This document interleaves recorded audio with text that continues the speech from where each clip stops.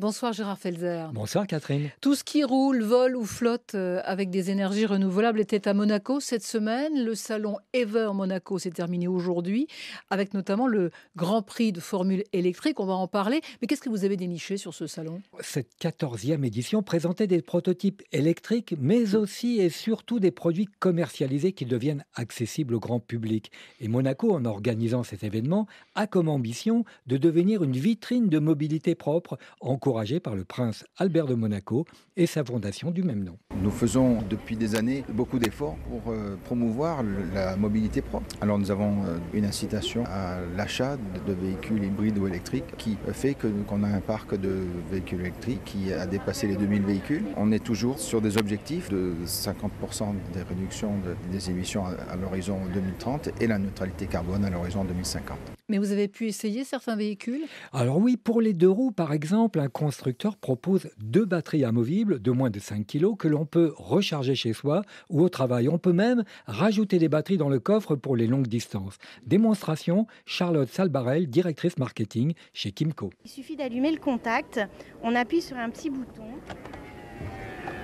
La trappe s'ouvre et on a accès en moins d'1 minute aux batteries pour pouvoir les déplacer et les mettre sur leur socle de chargement. Avoir les batteries dans le plancher, ça permet d'abaisser le centre de gravité et donc c'est beaucoup plus agréable en roulant. Et ils vont même proposer des bornes un peu partout où vous pourrez échanger vos batteries vides contre des batteries pleines en quelques secondes. Et la nouveauté de ce salon, Gérard, c'est la présence de bateaux électriques. Oui, et même des démonstrations en mer comme le Sunwave, un très joli catamaran équipé d'un toit solaire. Christian Olivo, le fondateur. C'est un bateau essentiellement de plaisance en solaire électrique à faible vitesse, à 4-5 nœuds. Il est complètement autonome grâce au toit solaire et ensuite il permet d'aller plus vite jusqu'à 15 nœuds avec les batteries. Bon, on accélère pour savoir un peu comment ça fait. Ça marche. Alors le bruit n'est pas le même, c'est un petit bruit strident de mobilette électrique. Voilà, c'est l'électrique qui fait ce bruit-là. Une navigation en total silence, c'est quand même pas mal pour les pêcheurs, non? C'est quand même très très bien effectivement pour les pêcheurs. Et ils envisagent de rendre ces bateaux automatiques sans pilote, Catherine. On a des voitures autonomes, est-ce qu'on peut avoir un jour des bateaux autonomes? Oui, bien sûr. Le Sunwave a été conçu justement pour être piloté de façon numérique, juste avec un joystick et une manette des gaz. C'est des fonctions qu'on peut parfaitement piloter en autonomie. Le loueur, lui, il aura sur son écran la position des bateaux qu'il a en location. Et donc s'il y a un bateau qui va donner un warning de détresse parce que justement les passagers ne savent plus rentrer, il est capable de prendre la main et de ramener le bateau. Alors ça, c'est pour les bateaux électriques, Gérard. Vous avez vu autre chose, à savoir la livraison d'un colis par un drone en plein cœur de la ville, en plein centre-ville de Monaco. En effet, la Poste monégasque a eu l'autorisation d'effectuer ce vol inaugural. Jean-Luc Delcroix, son directeur. Nous avons eu toutes les autorisations nécessaires. Avec une société de Monaco, MC Click, qui met à disposition son drone. Une opération inaugurale, mais qui va donner lieu à d'autres opérations entre les bureaux de poste dans un avenir très proche.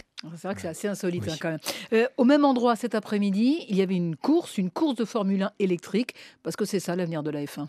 Oui, et même les sports mécaniques réputés polluants et bruyants deviennent eux aussi plus responsables, mais les qualités des pilotes sont plus que jamais d'actualité. André Lotterer, champion de Formule 1, est ravi de cette évolution. C'est un gros changement, c'est tout un nouveau challenge, beaucoup d'adaptations. Je me suis fait prendre au jeu et j'adore maintenant la Formule 1. Le pied d'égalité est très bien réparti, donc il y a eu 8 courses, 8 vainqueurs. Comme on a tous la même voiture, on ne peut pas faire la différence avec un concept qui est plus élevé comme les différences qu'on voit en Formule 1. En effet, on cherche plus l'habileté du pilote que la vitesse. D'ailleurs, les grands constructeurs se mettent, si j'ose dire, dans la course électrique pour séduire le grand public. Xavier Mestellan-Pinon, directeur de l'écurie DS Performance. La vraie clé de cet engagement, c'est faire progresser la recherche et développement dans les nouvelles technologies des véhicules électriques. On réinvente l'automobile et ça, c'est quelque chose de fantastique. La Formule E, l'avenir.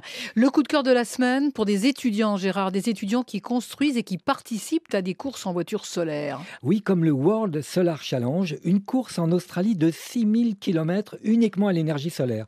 Des étudiants anglais présentaient leur création, parmi eux Charlotte de Jouffroy-d'Alban. C'est une voiture solaire qui a été construite par des élèves d'un collège en Angleterre et nous participons au World Solar Challenge en Australie. C'est 6000 km de Darwin à Adélaïde et il faut tout faire donc avec l'énergie solaire, ce qui n'est pas facile évidemment. Le but après du projet, en fait, c'est de construire ce qu'on appelle un flypack. C'est des batteries qui vont pouvoir servir pour des voitures, pour des maisons et pour des écoles dans les pays en développement. Eh oui, des challenges technologiques, mais aussi humanistes, Catherine. Pas mal, non? Pas mal. Monaco, la ville pionnière de l'écomobilité. Transportez-moi, c'est tous les samedis dans le 17-20 week-end et en podcast, bien sûr, sur franceinfo.fr. Bonne soirée, Gérard.